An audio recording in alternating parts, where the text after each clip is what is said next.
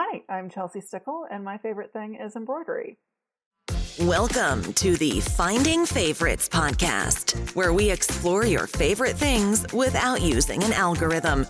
Here's your host, Leah Jones.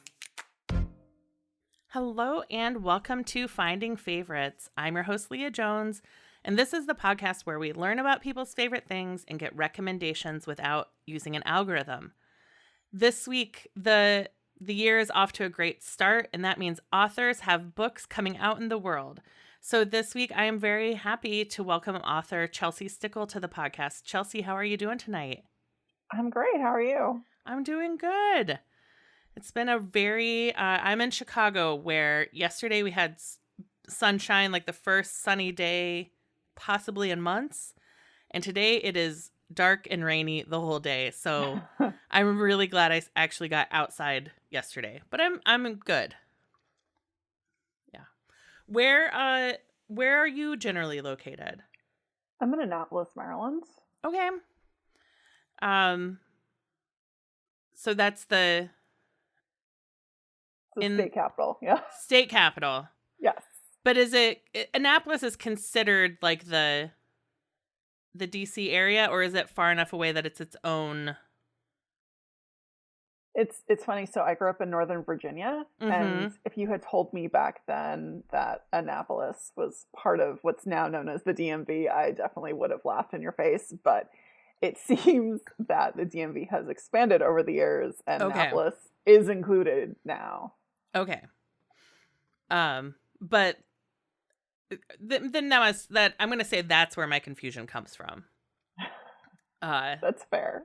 I'm in my 40s, and I'm like, when my friends like have been moved in and out of DC, it's kind of like Arlington. A lot of them go to Arlington, Virginia. Mm-hmm. But Annapolis is like a naval base, right? There's a big navy's there. Yeah, the Naval Academy is there. Okay. All right. The podcast isn't just for me to do geographical trivia, but sometimes I like to work out future bar trivia questions. Oh yeah, no, this is where the Naval Academy is. It's probably the biggest draw other than the legislature. Nice. Is that it? No, you just said you grew up in Virginia, so you are not from there. Yeah. So I do know Arlington. I grew up in Northern Virginia, so that is familiar territory for me. Outstanding. So we were introduced because you had a new chapbook come out last week called Everything's Changing. And so you have a publicist who introduces me to so many wonderful authors and truly has like changed who I talk to on this podcast, and I love it. Tell me a little bit about Everything's Changing. So Everything's Changing is my second chapbook. And I was lucky enough to secure Lori Hetler as my publicist. So I actually get to talk to people about my chapbook this time, which is awesome. It's published through 30 West Publishing. They're great. Josh Dale is the EIC. He hand makes every single book himself, which is incredible. The book itself was longlisted for their contest. And they're like, hey, do you want to publish with us anyway, since you didn't win the money? And I was like, sure, that sounds awesome. Let's do that. I mean, the goal of entering those types of contests is to get published. So you did win, it is. Right? I did not win. You did not win the contest. I did not win the money. That's okay. It's money plus publication. And it's the second time that I have been the bridesmaid, but not the bride. Okay. My first chapbook was also like that, where I entered a contest and I didn't win, but they wanted to publish me anyway. Okay. Which is, totally normal because this stuff is so subjective. And I've been in the slush for years reading for people, and it's just whoever happens to be reading that day. Mm-hmm. But so my chapbook is about chaos. Like, you can really see the chaos of the Trump years in it, because that's when most of the stories were written. Okay. And it's funny because people have been asking me about the chaos during interviews, and I was like, yeah, it's probably that. It's that. It was the beginning of the pandemic, and I was like, okay, everything is just completely off the rails. and reality doesn't make sense anymore. So let's get Mm-hmm. a little surreal. So all of the stories in the chapbook are surreal, fabulous, absurdist. Nothing is normal in this book. Everything is weird.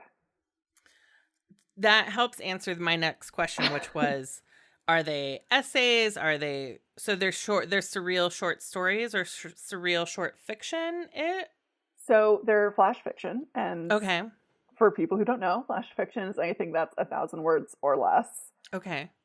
This chapbook in particular is very heavy on the microfiction, which is 400 words or less. Okay.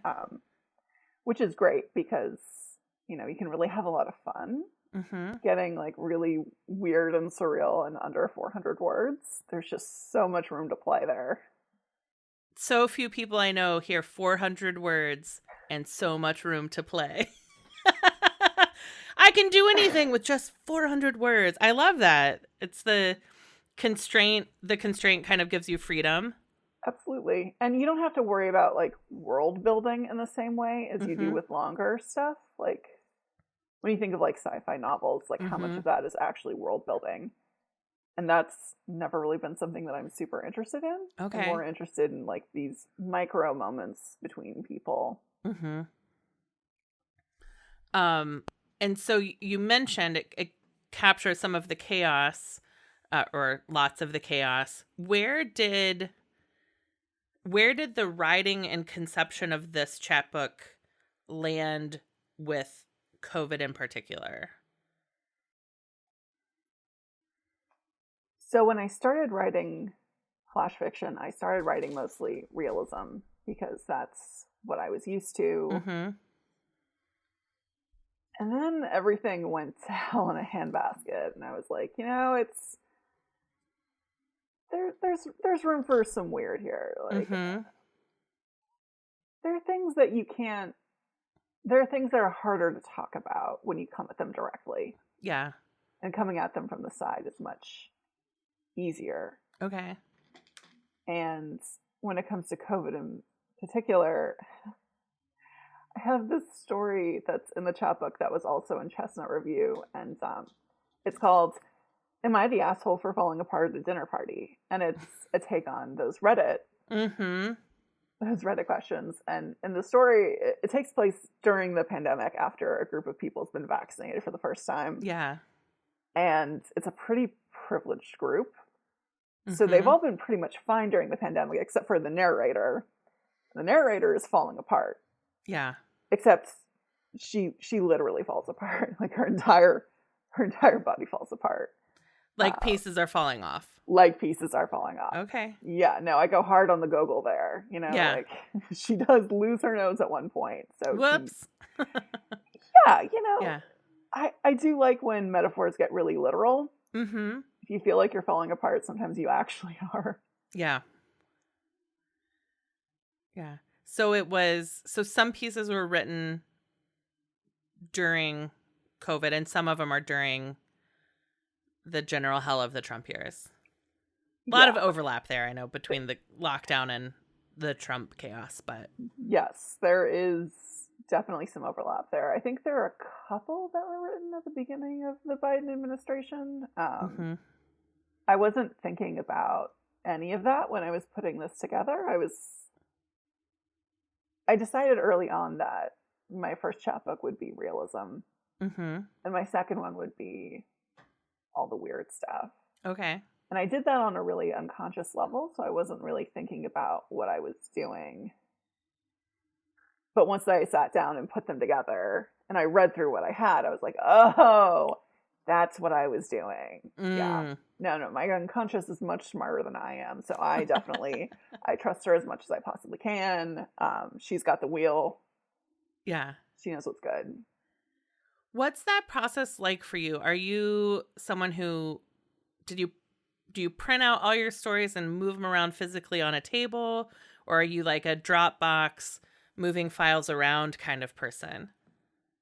I definitely need to physically hold them in my hands. Mm-hmm. So I print them out and I actually put them on the floor. Okay. There were so many in this one that I had to print them out and put them on the floor. Yeah. Because when it comes to like ordering, Mm-hmm. I want to physically see how one story ends and how the next one begins Mm-hmm. to make sure that they're in sync. They're not just in sync like subject matter wise, which is what I look at first when I print out the order, but also that they naturally transition into each other. Mm-hmm. Were there any, do you remember any that were like really hard to place, or that you were just like, you're for the next one? Those are stories that I cut. Yeah. Yeah. Okay. Yeah. If I can't think of a good place for you, you probably don't belong. Okay. And there's probably some other red flags in there too. Like Yeah. in this case, it would be like the story isn't quite weird enough. Like it's a bit odd, but it's not full weird yet. Okay. This is just because I don't know much about chapbooks. I've been learning more about collections as I talk to different authors. So then when you submitted it, was it the full manuscript in order, or are you submitting like, here are 3 representative pieces? You submit the whole thing. Okay. You want to be as close to publication ready as you can possibly get. Amazing. So like you even have like sample acknowledgments that include where everything's been published. Oh, I guess, right. With microfiction and flash fiction, the chance that it is a republication is much higher than with like, I mean, not necessarily a book of poetry, but a novel. Right? Oh, yes, for sure. Isn't going to have, because we aren't all Charles Dickens writing in serial, right? Getting paid by the word, I wish. Right. That sounds amazing. It would be amazing. I'd have to stop writing flash fiction, though, and start writing some long and twisty novels. You'd have to get into the world building a little bit more. I can do that if I'm getting paid by the word. Somebody set me up. I'll do it. Are you doing, or have you done any events to celebrate the publication? I think there's supposed to be a release party with me and another 30 West author who's also getting published this month. But I don't think there's a date for that yet. But it will be on Zoom, so it will be nice, available for people. Outstanding. And people can find that on your website, I'm sure. When you know the date, they'll know the date. Exactly. Great. So everything's changing from 30 West Publishing. Are people still able to get copies of Breaking Points, which was your first one? Absolutely. You just missed a sale for it, though. Our listeners can pay full price. I know. That was through Black Lawrence Press, which is a delightful press. They have just like a huge stash of amazing chapbooks just waiting for people to find them. Nice. And have you been able to, with your new book, since the editor is hand making all of them,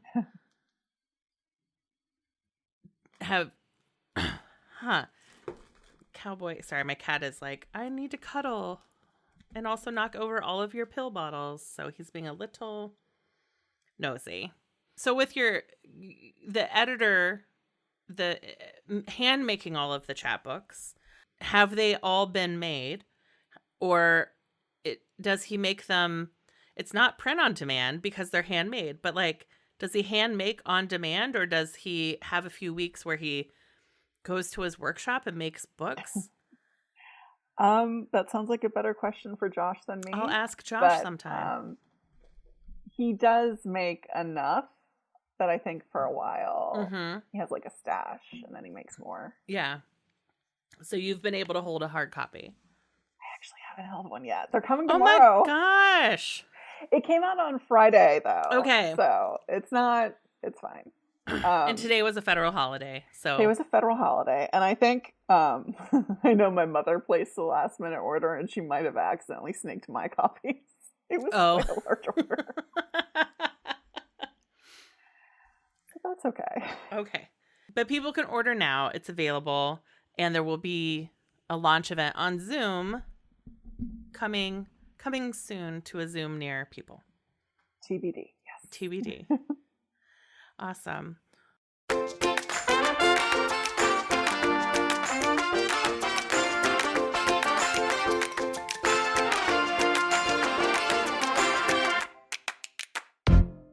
Well, Chelsea, I'm really excited for your book, but I'm also very excited for learning about some of your favorite things. What would you like to talk about, or at least kick off with tonight? Let's start with embroidery. Okay.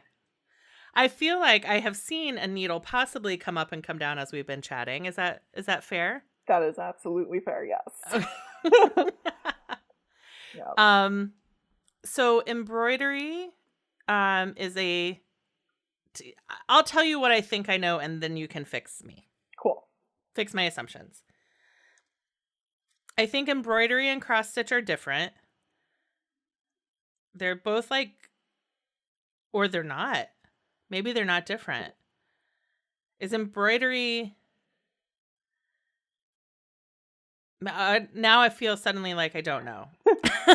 That's okay. I am obviously not an expert in embroidery. You make images by stitching thread on fabric. That's what they have in common. Right? Yes. Okay. Again, not an expert, but I consider embroidery anything that is not essential to the construction of something. Okay. So if you're doing anything that's decorative, yes, that is embroidery. Okay. Sometimes they're images, but I started off doing shishiko, Japanese embroidery, which is actually what I'm doing here, which is geometric patterns. Ooh. So sometimes it's just lines. Yeah. But really cool lines. Really cool lines. Really cool. Well, let's time travel a little bit, Chelsea. And when did you first get into embroidery? Or sewing that led to embroidery? So my grandmother sewed when I was, well, she sewed her whole life. She made clothes, which is really cool. She made all of her own clothes.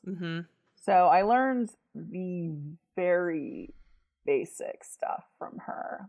She taught me how to make a bag by putting cloth over a cereal box. That's clever. Yeah. Right? It's great if you're 7 years old. It's perfect. Yeah. But she died, so I never learned anything more than that. And I always had an interest in embroidery. I liked making things growing up. But I was discouraged from embroidery because it was deemed too difficult.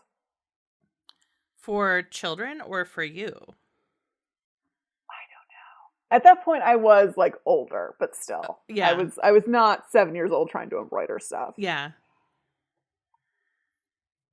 It was fair. It does require a lot of attention that I'm not sure I could have given it back then. But I did want to do it. And I kind of internalized that idea that I couldn't do it. Eventually, I became an actual adult and I didn't care anymore. So I got myself a set of floral kits on Etsy. And I was like, that looks pretty easy. I can do that, right? And that's what I did. I stashed them in my closet for a year. Sure. Because I was like, I don't know if I can actually do this. I don't want to mess it up. And then the row week happened. And I didn't have any rage left in me. But I did want to do something. Yeah. So I started, stabbing cloth with needle. And yeah. I made some really cool shit. And then I just couldn't stop. It's such a great thing to do, especially with my ADHD. I feel like fidget spinners are never enough for me. Yeah. But following a pattern is enough. Yeah. And you can make an embroidery project can be as big or as small as you want to hyper focus on it. Exactly. Yeah. And I've made handkerchiefs, which are actually useful. Nice. I make these really... Oh, that's actually what I'm making now. Is that what you're making now? Yeah. Yes, I am making one for my mother's birthday, which is very soon. And I've made handkerchiefs for myself. And I do appreciate that it's a greener way to do things, too. I like not having a house full of tissues. Yeah. Yeah. Because my grandmother also, and my great aunt sister were sewers. Um, my sister, who is my grandmother's sister, so we called her sister. I have a quilt of hers that is made of the leftover polyester from her pantsuits. It's a scrap quilt of all of the polyester leftovers. It's amazing. From the suits, yeah, that she made herself in the 60s and 70s. I love it. Or 70s and 80s. But when they would get together, they were both constantly, they crocheted, but like the lace crocheting. Oh, okay. So they always had these baskets of tan crocheted doilies and lace and just intricate patterns. And that I never learned how to do that type of crochet from them, but did learn a basic chain stitch to be able to, I can make a scarf with the best of them. Once you started stabbing away some of the rage, were those, so how did you get from like floral patterns on Etsy to this type of Japanese embroidery that you're doing? So I started with the floral because it seemed easier somehow. Mm-hmm. I just didn't realize that I could do shishiko. Like, it just didn't seem within my reach. And in fairness, it is harder to get these kits in the US. You do have to you do have to track them down on Etsy. You can't like walk into a Michael's or whatever and get a kit for this. But once I actually started, it is actually the reason why I joined Instagram, because on Instagram I could see all these people doing shishiko in front of me, and like I learned how to embroider from watching videos, because there was no one to teach me, there was no manual, and it's just, the visual medium is so helpful for me when I'm learning something that's so kinetic. Yeah. Shishiko I had never, I don't think, heard of before 10 minutes ago. Tell me a little bit more about it. So they're geometric patterns. They're usually designed around representing something from the natural world. Okay. So you'll have like really common patterns that are like waves, or like, I think one's like an autumn breeze. Like, they're very circular. I know the one I showed you was very boxy, but they're frequently very circular, very square based. There's a whole history there that I am certainly not an expert on, but it was, I believe, originally a way to like repair clothing. Like, if you couldn't afford to buy something new, you could patch something in. Yeah. And you would use that pattern to make it more beautiful.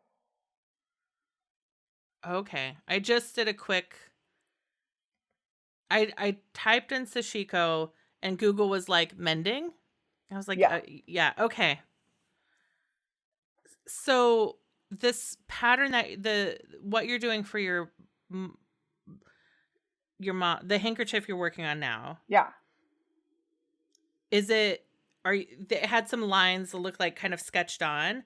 Is that going to be, are you for example, on that one, embroidering only the lines, or are you going to fill in all the squares? No, you only do the lines. So traditional shishiko is an indigo cotton, and typically a white thread. Okay. Sometimes red. And this one, I've chosen this red color because she loves red. And hopefully she likes it. Fingers crossed. Chelsea's mom, don't listen until after your birthday. Spoiler alert. Spoiler alert. Yes. Yes, so you only go along the dotted lines. Okay.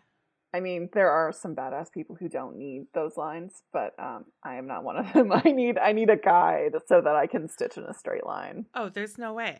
There's no way I can on a machine, I can barely do a straight line. That's, to imagine being able to do like a whole, a handkerchief is like a 1x1 square, so like to be able to do that without having the lines already on the fabric for me. It would be, I couldn't, there's no way. For me, I couldn't do it. I mean, I think if you had enough practice and you like really wanted to do it, I think you Mm-hmm. could do it. It's just you don't need to do that. Right. You don't need to do that. Yeah. And what has your are you someone who always has an embroidery project going now since you've gotten into it? Is it something that do you have 5 projects that you're parallel pathing? Are you okay? Yeah. So, I have multiple projects going at the same time always. Okay. So I decided to do what's called a stitch along for this year, Okay. which I started last year because Great. it's this massive, it's like a 12 by 12 bookcase. And it has like all these little things on it. Mm-hmm. And I was like, I cannot start this in 2023. I will die if I start then. So I started early and I started doing the bookcase. Uh-huh. And what you do is for every day, you actually look up the temperature and you stitch in a color that is coded to the temperature. Oh, I've seen people do those blankets. Yes. So this is a bookcase. This is a cross stitch bookcase. And I stitch a book for every day of this year. Wow. It's actually really fun. Is it on a big hoop? It is on a big hoop, yeah. Yeah. But I also, so that's my big project for the year. I have smaller projects. I have this guy, which is pop art. Nice. I recognize her. Yes, there's another woman, and she's saying, "Quick, smash the patriarchy." Nice. So, yeah, that's just a little bit of fun. Yeah. And then I also have one that I started around Halloween and didn't finish, which is a skeleton reading a book. I was like, this is very me. Outstanding. Yeah. I wonder if you've seen her. There's a woman on TikTok who last year she does like essentially like an icon or an emoji for every day of the year. It's this big circle hoop, and it's like every month is a wedge, like it's a clock. And within the wedge, she does like, if today was MLK Day, she might do a very tiny MLK bust. Or she might do if she had pizza yesterday, she'd do like a slice of pizza. And she fills the month with like one icon for every day of the month. And she does it for the whole year. So I've seen smaller versions of that. I have not seen hers because that sounds bonkers. I will look her up after this because that's incredible. But I thought about doing a smaller version of that for this year. Yeah. Where I didn't have to do one for every day. Mm-hmm. But I decided I didn't know. I only just started cross-stitching, and I decided I didn't know enough different patterns and shapes for things that I would trust myself with that. That's incredible. Yeah. Oh my God. Yeah. It's it's such an interesting way of keeping a diary. Absolutely. Yeah, it's so interesting because she doesn't, I don't think she does TikToks necessarily every day of it, but I saw enough of it throughout the year to kind of track her progress. It was very cool. Yeah. So again, not an expert in embroidery, but I think she just does regular embroidery. Does she do cross stitch? I think it's regular embroidery. I think cross stitch would take an even bigger space or tinier thread. Those are so cool. I love just like the basic regular style of embroidery. I started doing Curricky press kits from last year. And what you do is a lot of them are just like actual like tiny dolls. Oh. So I've literally made like tiny fox dolls. Yeah.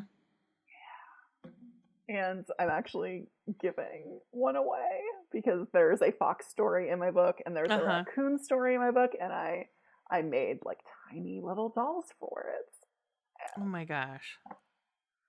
Hearing it out loud, that does sound a bit crazy. It doesn't sound crazy. They're handmade adorable. handmade merch to go with your handmade chapbook. They're Oh, so terrible. cute. What a terrible idea. But they sell like really amazing kits. I know the woman who runs it does that screen printing on cotton so that you can put it in a hoop and you can like do details on smaller stuff too. Oh, interesting. And it's completely taken over my holiday decorations. Like every holiday, there is a Kuriki press kit for it. I've got like a gothic crow that's like black work, and I've got like a black work mansion, scary Victorian thing. It's really fun. That's awesome. And through Etsy and Instagram, you're able to find the people that help sell the kits to point you on your direction. Yeah, I mean, I'm pretty solidly Kuriki when it comes to regular embroidery, but when it comes to like cross stitch, I do kind of like search for what I'm looking for. Like I decided I wanted to do a pop art one, so then I just like typed in pop art cross stitch, and then a bunch of different patterns show up, and I'm like, Nice. okay, let's do it. That's awesome. I did one cross stitch. Well, I did one 10 years ago. It's about time to do another one. Where it was an inside joke with a friend. I had been learning Hebrew, and I had learned the alphabet, and I was so proud of myself. I was like, I've learned everything from Aleph to Zion, but Zion is like the 5th letter of the Hebrew alphabet. It's not the last letter. So I made him a cross stitch that said from Aleph to Zion in Hebrew. Just like really just doubling down on an inside joke by cross stitching it. Absolutely. Yeah. I was pretty intimidated by cross stitch. When I first started embroidering, like it felt, I had no idea how to do it. Like I didn't know where to start. I was like, there are all these holes. I don't know what to do. And YouTube saved me. Yeah. I saw a video of a guy making a ladybug. I was like, this is extremely accessible. Thank you. And now I know how to do this based on one video. That's great. So I purchased this kit before I actually knew how to cross stitch, because I was like, this is the kit that will force me to learn cross stitch with no fear. And it's a floral wreath, and in the center it says, "Carry yourself with the confidence of a mediocre white man." Outstanding. And now it is framed on my wall. Outstanding. If that is not the secret to my success, I don't know what is. Yeah. You just have to just say, would a mediocre white man do this? The answer is always yes. Exactly. I mean, always even if you do that half the time, you're still getting an absurd number of opportunities that you would have missed. Yeah. Like my first chapbook, I didn't think they were going to take it. I did not believe that at all, but I was like, you know what? I did it. I put it together. These stories are well published. They were nominated. I'm just going to see what happens.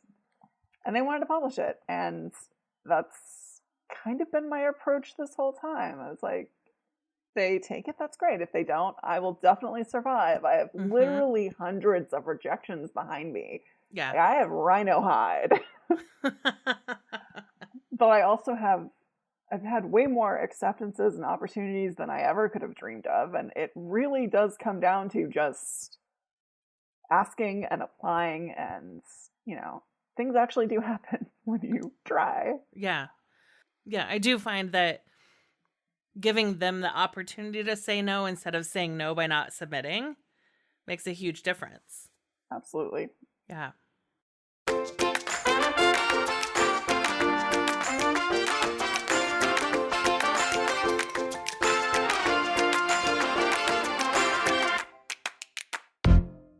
I think I can imagine the nice thing about embroidery versus like knitting or crocheting is that it can take up less space. Not that it should take less space. Things should take up space. But that when I think about like potential crafting hobbies I could get into, it seems to be one where at least you buy the thread in smaller. It takes up it's less volume. How about that? Absolutely. One of my grandmothers sewed, the other crocheted. Mm-hmm. And the thing that I learned from her is that when you start like a blanket, which is what she always did Afghans, you have to buy all of them from the same dye lot, right? So you do have that pile of yarn, and it does take up a lot of space. The nice thing about embroidery is, you're right, it doesn't take up as much space. I started off small, but then my eyes got bigger than my hands. Sure. Some version of that. So when it comes to like cross stitch, I did end up getting one of those like container things where you have like the bobbins and everything is wound and there are numbers on things. Ooh. I know, it's very organized. Yeah. It's very much not what I'm actually like, so it's kind of nice looking at that, because my Shishiko stash is a giant bag stuffed with thread and cloth and projects. So I'm not allowed to buy anymore until I make a bigger dent in those.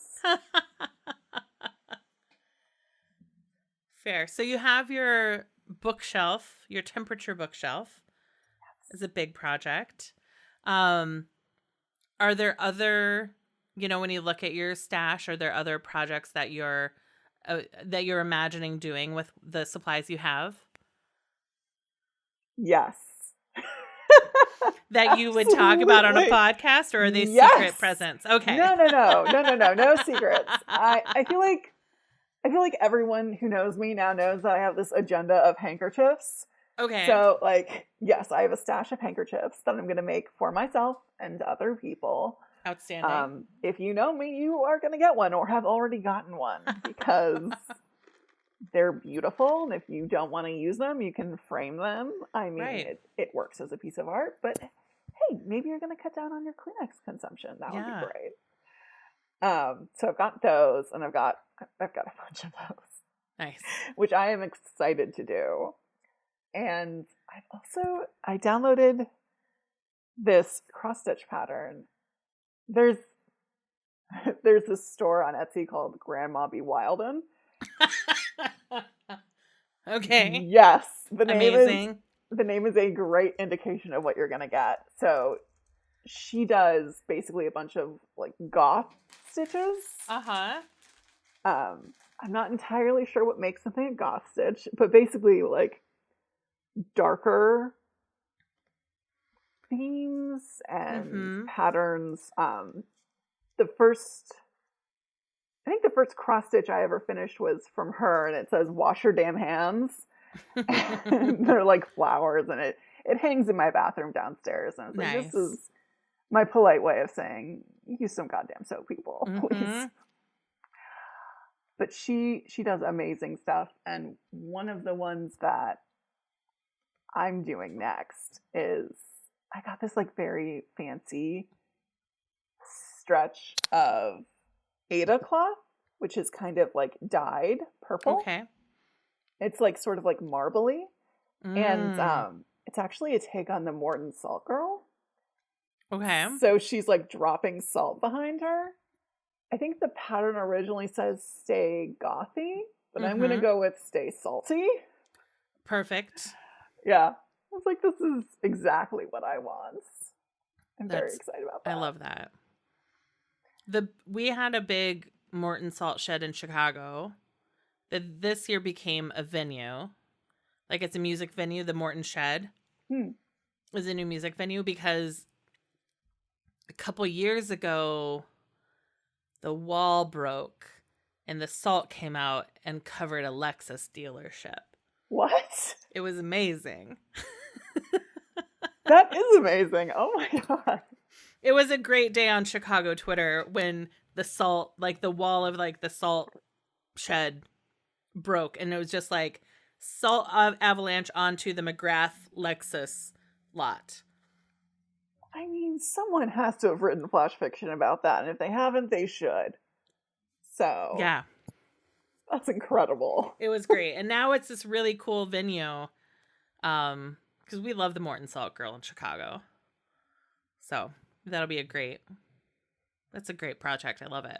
Well, so this Morton Salt Girl is dressed more like Wednesday Addams, Mm-hmm. and she's got fishnets, and it's delightful. Amazing. I am very excited for that. That's great. And I'm going to finish my pop art and the skeleton. I feel like I had other stuff. I have other, like, tiny dolls. Like, there's a pigeon one that I want to finish. Mm. It's actually really beautiful. I know you Yeah. hear pigeon and you're like, oh, I don't know. Yeah. But the pattern itself really leans into, like, the iridescent colors on their chest. Yeah. So it's, like, really vibrant, like emeralds and, like, royal blue and that Yeah. purple. And the stitching is kind of like black work. Okay. A lot of it is. And we haven't talked about black work yet. But No.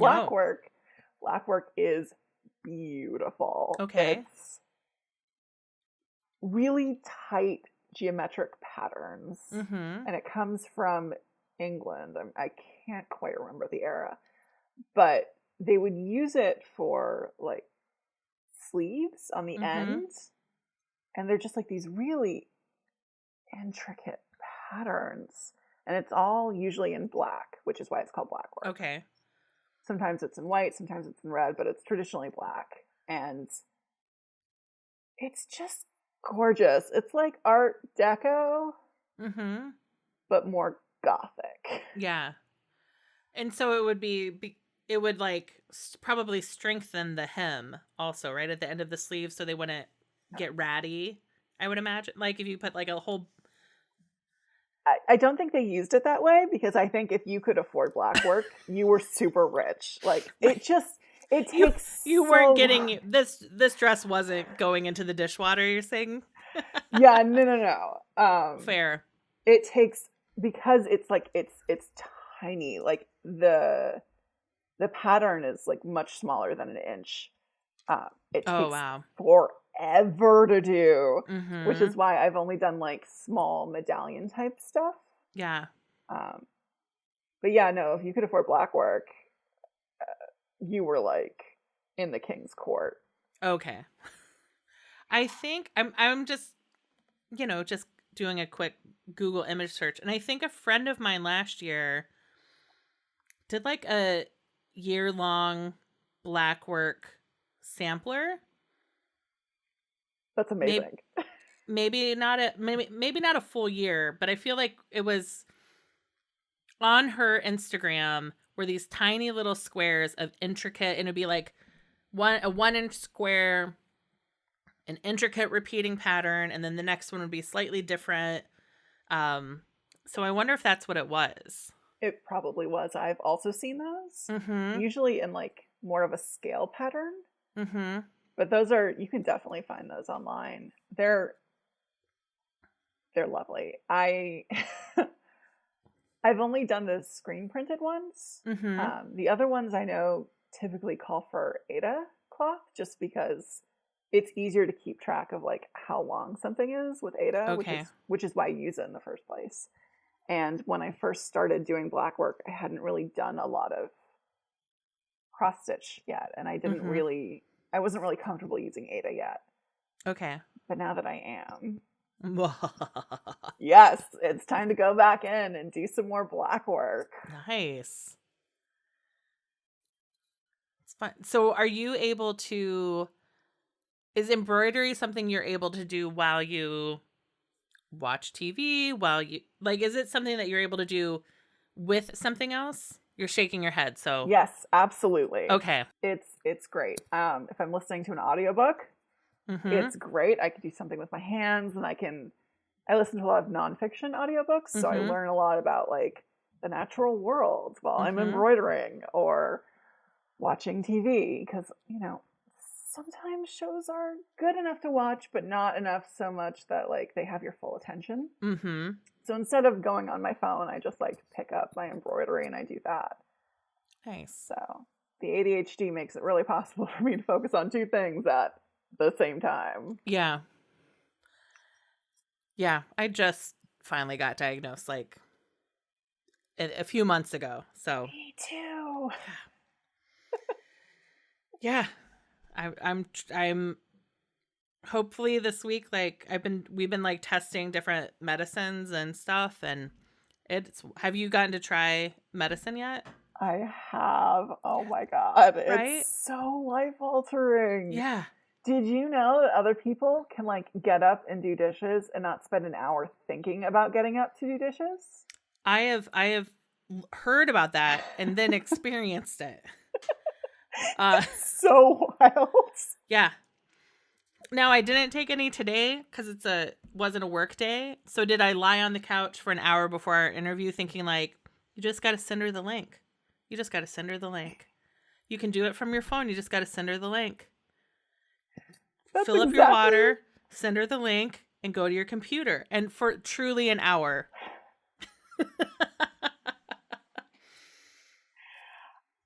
That's exactly what it's like. Yeah.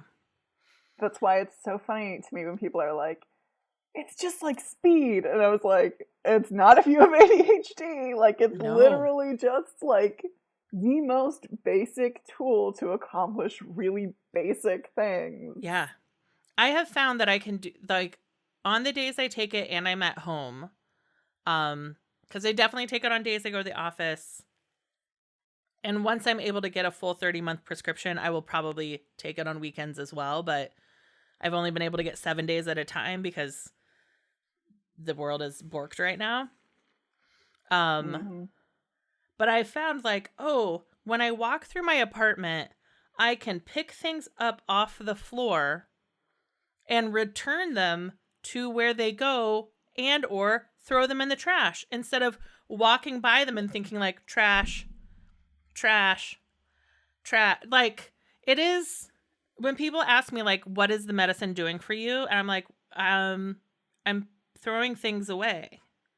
I may need in the future fewer trash cans in my house because I might be able to walk trash all the way to the kitchen instead of have 3 trash cans in my living room because I just can't remember to get it all the way to the kitchen.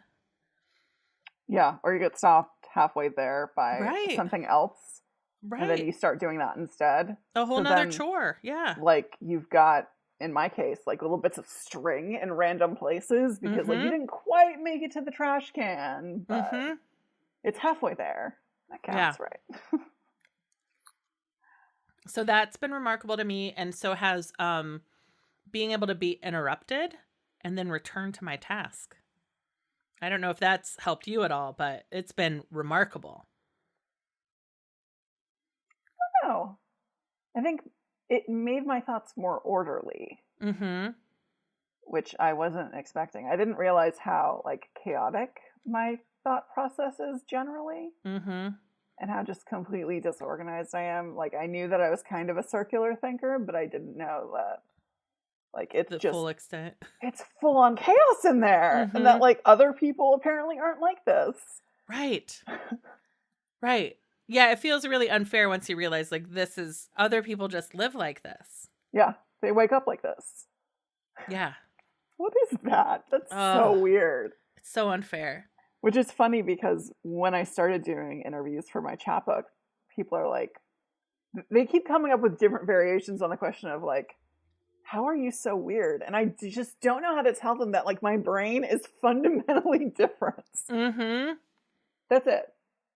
My brain. You're like, look, I put the divergent and neurodivergent. What do you want from me? Yeah. I mean, I think at this point we're all entertained by it. Like, yeah. Yeah. I mean, why is my podcast one where I talk about a different subject every week and don't learn about anything in depth? If not undiagnosed ADHD. I went to a college that basically just operates that way. Oh, really? I went to Sarah Lawrence, where you don't have majors. There's no majors. There's no like basic core requirements to be met.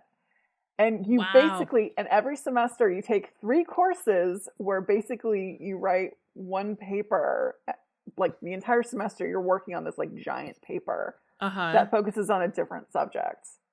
So you got to do a bachelor's in hyperfocus. Exactly. Wow. Yeah. I studied chemistry and had a faculty that said, Leah, we understand this is not your future, but we also want you to graduate. So we're waiving these requirements and you are going to study abroad because we know this is not your future and you just need to do something else for a little bit. Well, that was very kind of them. It was very kind of them. I have sent them many thank you notes as I've gotten, now I'm 45 and I have sent at least 3 thank you notes, I think, over the years to say, thank you for seeing what I could not, which is that my future was not in a lab. So. Yeah, I imagine that would be hard to do with ADHD. It was brutal. Yeah. Sit alone in a lab all day, rotovapping, like evaporating essential oil of catnip from it to see if nepetalactone has insecticidal properties that are stronger than DEET. Like, it was a rough summer. And I would go to the cafeteria after a day of rotary evaporation and I would just be a motor mouth at dinner. And people were like, what happened? I'm like, I was alone in a cabin today. And they put that in a cabin because if it explodes, they don't want you exploding it in the main building. Oh my God. So I was not cut out for life in chemistry. Yeah, I imagine there's a lot of repetition with that kind of thing. Constant repetition. Oh my God. Truly, I'm having an aha. Like, yeah, right. It's repetition and it has to be exact every time. Mm-hmm. It's I not. could never do that. No.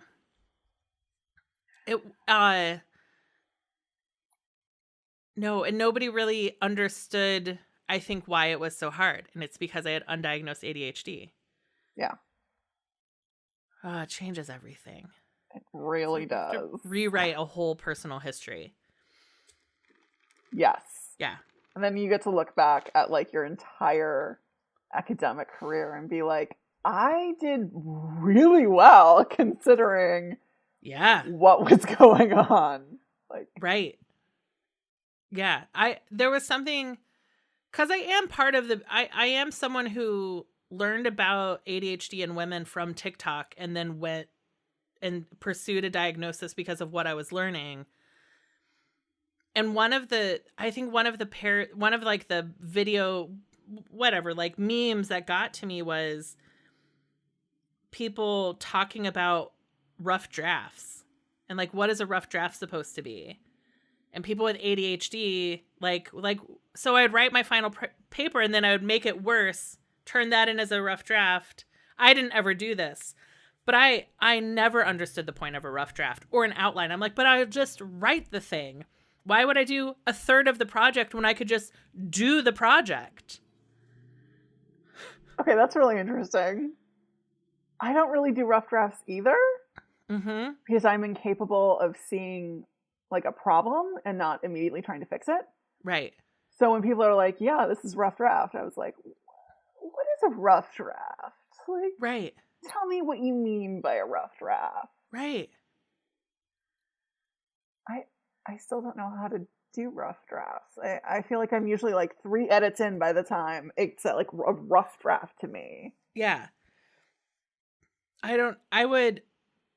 got through grad school by giving friends my first draft and they would just do a copy edit and give it back to me. But nobody was saying like, oh, there were no major rewrites or like, it was people catching the, MLA or whatever sourcing I was doing and maybe in copy editing. But yeah, the whole idea of a rough draft, that was like the TikTok conversation that I was like, oh, I really identify with that because I never understood why not just do it the first time. Yeah, I get that. Except I didn't have TikTok. I had Twitter. I had ADHD Twitter, and I was like, oh, all those weird things about me can be grouped under a heading. Mm-hmm. I mean, that's the problem with having a diagnosis that's built around like 12-year-old Viennese boys. Yeah. It's not going to look the same on Right. adults or on women or on Right. anyone who doesn't fit that very specific group. Yeah. I didn't know what ADHD was if it wasn't hyperactivity. I didn't realize that hyperactivity also counts your brain. Like your brain counts as being hyperactive. Right. Yeah. And stuff like just like I would just read for hours and hours and hours and hours and hours and just read voraciously. But that's good behavior. So like nobody groks that as like being anything other than being like good. Right. But So it's hyper-focus, right? it's hyper focus, right? Oh, I have to say, I do love hyper-focus. I've written some of my best stories on hyper-focus. Yeah. Just because like you completely zone in on exactly what you're trying to say, you get it all out, especially since I write flash fiction and microfiction. Right. You really can knock it out in one sitting of hyperfocus. Yeah. And then you've got this thing and you're like, where did you come from? Mm-hmm. The very deep recesses of my brain. Yeah.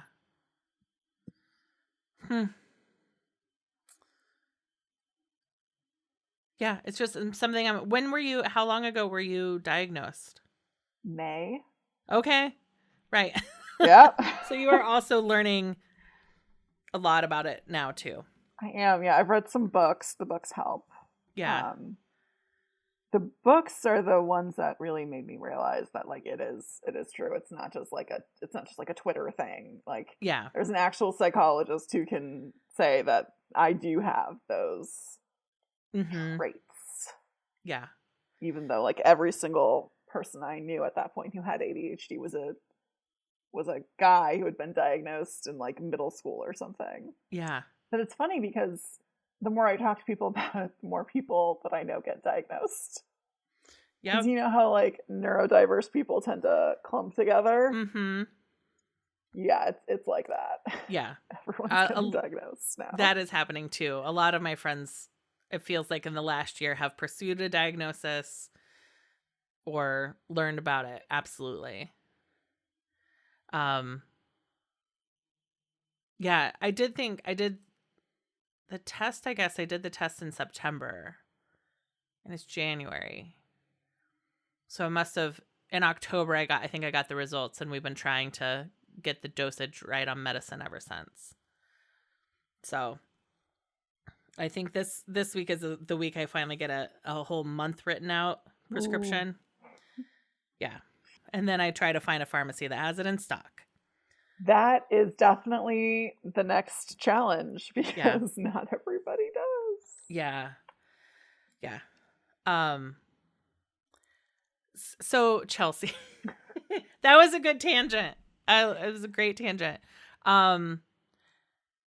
Is there anything about embroidery or sashiko stitching or cross stitch that we haven't talked about, or projects we haven't talked about that you want to mention, or creators, like pattern creators that you love that you haven't mentioned that you want to get in before we wrap up? I mean, I guess I would definitely like to say that it's a lot easier than it looks. Mm-hmm. I know that it can look kind of scary and like you may not be able to do it, but it's a lot easier than you probably think it is. It just takes like the time to actually do it. Mm-hmm. So if you want to do something with your hands while your brain is otherwise occupied, yep, it's not just for grandmas anymore. It's not. There are a lot of really, really interesting and like subversive patterns out there, and there really is something for everyone. So if it seems like something you might want to try, go for it. I mean, you're gonna have fun. It's gonna be great. And it's a pretty low cost investment to try. It is, yeah. I mean, so if you get like a pattern off of Etsy, that might run you like maybe $5. Mm-hmm. And the Ada itself isn't that expensive, and like the thread isn't that expensive either. And it is maybe my cheapest hobby. I have a tendency to pick hobbies that are like kind of expensive. Mm-hmm. But this one is extremely affordable, and you get like an actual physical object out of it, which I really appreciate. Like, you can decorate your home with it. You Yeah. can give it as presents, which is what I did a lot at Christmas. Fantastic. I made my friend like this tiny little like ornament-sized one, and it was like a llama with Aw. bulbs, and it was just very festive and fun.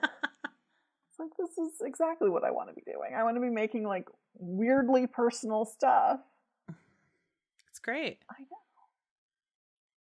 Awesome. Well, Chelsea, this has been a delight. Where can people find you online? So I'm on Twitter at Chelsea_Stickle, and someone's already got that on Instagram. So on Instagram, I'm Stickle_Chelsea, which is definitely a place where you can check out my embroidery and my bunny. It's very embroidery and bunny heavy. Nice. And what is your bunny's name? His name is George. And bunnies were another item on your list. Yes. Are you a lifetime bunny person, or is George your first bunny pet? George is my first, but only because I wasn't allowed to get one when I was a kid. Yeah. They are actually high maintenance animals, so you can't just like get a bunny and cross your fingers and hope that everything's going to be okay. Yeah. You do actually have to learn like really weird things about them and their functioning. But I am so thrilled to have him. He is fabulous, and he's definitely gotten me through this pandemic for sure.